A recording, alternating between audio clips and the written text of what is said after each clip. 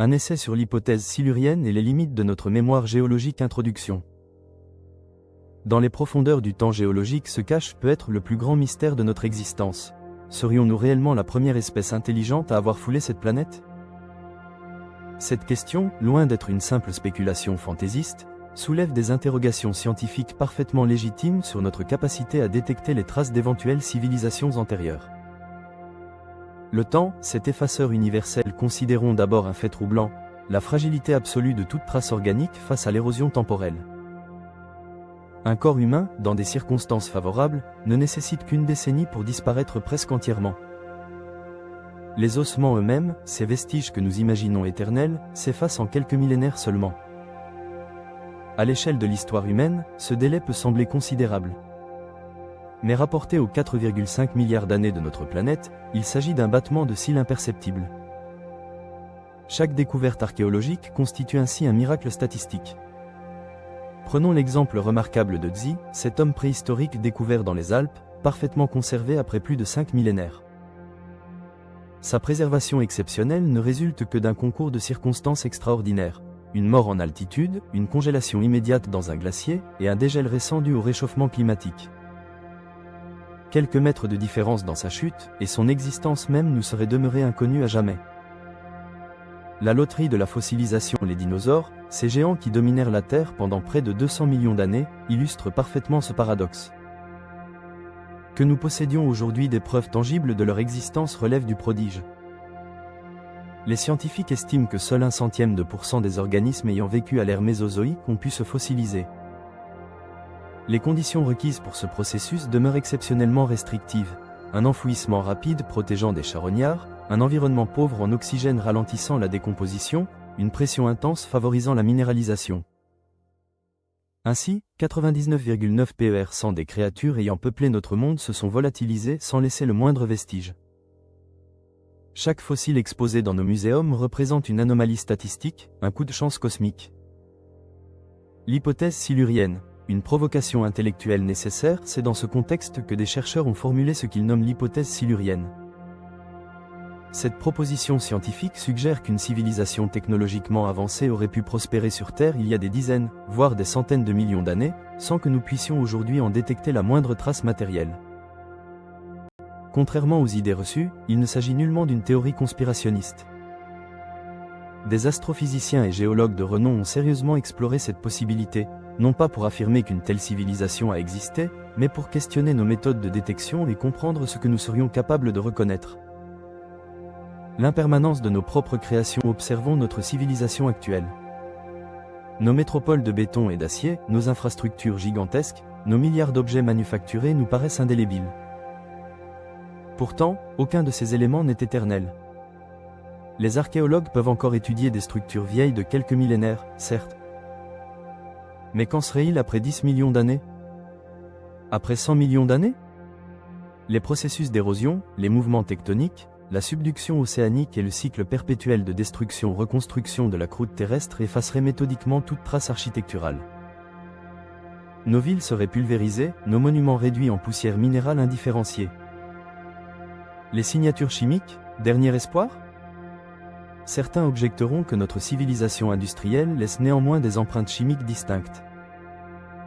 Nos émissions massives de dioxyde de carbone, nos plastiques omniprésents, nos métaux lourds disséminés formeraient des strates géologiques reconnaissables.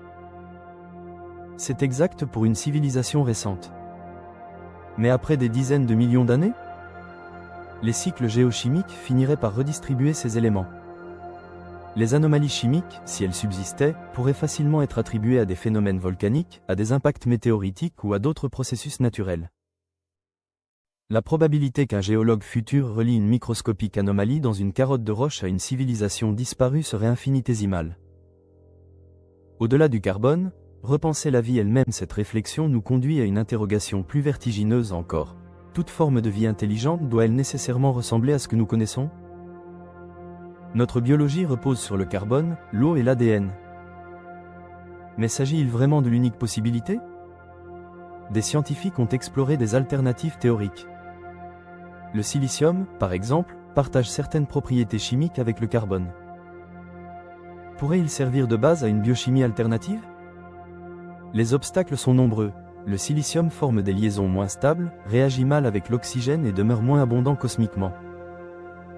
Néanmoins, ces difficultés reflètent peut-être simplement ce que certains chercheurs nomment notre « chauvinisme du carbone », la tendance à considérer notre propre modèle biochimique comme l'unique viable. Des expériences fascinantes ont d'ailleurs démontré qu'il était possible de manipuler des organismes terrestres pour qu'ils intègrent du silicium dans leur structure moléculaire. En 2016, des biologistes ont réussi à créer une bactérie capable de synthétiser des liaisons silicium-carbone, quelque chose qu'aucun organisme naturel terrestre ne sait faire. Cette prouesse suggère que les frontières du possible biochimique sont peut-être bien plus larges que nous l'imaginons.